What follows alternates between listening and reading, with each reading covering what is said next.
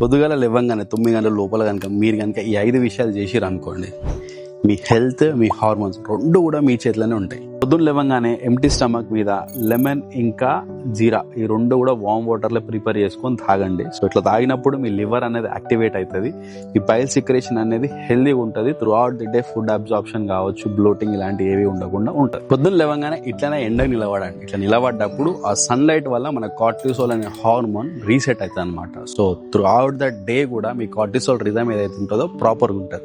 Morning లేవగానే light గా stretchings కూడా చేయండి. సో ఇట్లా చేసినప్పుడు ఇన్సులిన్ సెన్సిటివిటీ అనేది బెటర్ అవుతుంది అండ్ బాడీలో ప్రతి సెల్ కూడా యాక్టివ్ అవ్వడం మొదలు పెడుతుంది అనమాట. సో గ్లూకోజ్ స్టెబిలైజేషన్ అనేది మంచిగా ఉంటుంది. ఒక 5 minutes of deep breathing session అనేది మీరు చేసినారు అనుకోండి, మీ నర్వస్ సిస్టమ్ అనేది కంప్లీట్ గా కామ్ అవ్వడం జరుగుతుంది అనమాట. సో ఏదైతే యాంగ్జైటీ, డిప్రెషన్ ఇలాంటి ఇష్యూస్ ఉంటాయో వాటన్నిటిని కూడా మీరు ఓవర్కమ్ చేయొచ్చు. మార్నింగ్ మీలో తప్పకుండా ప్రోటీన్ అయితే మీరు యాడ్ చేసుకోవాలన్నమాట. ఎందుకనంటే మీ ప్రోటీన్ యాడ్ చేసుకున్నప్పుడే మీ గ్లూకోజ్ స్పైక్స్ ఏవైతే ఉంటాయో స్టేబిలైజ్డ్ గా ఉంటాయి. సో దాట్ డే మొత్తంలో వచ్చే క్రేవింగ్స్ అన్నిటిని కూడా మీరు ఓవర్కమ్ చేయొచ్చు.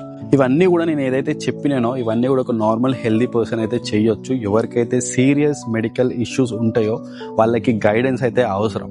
సో మీలో ఎవరన్నా ట్రైనింగ్ కోసం చూస్తే బయోలో లింక్ ఉంది, ఫామ్ ఫిల్ చేయండి. మా టీం వాళ్ళు మీతో అప్రోచ్ అవుతారు. We can help you. ఇలాంటి మంచి వీడియోల కోసం please do follow and stay tuned.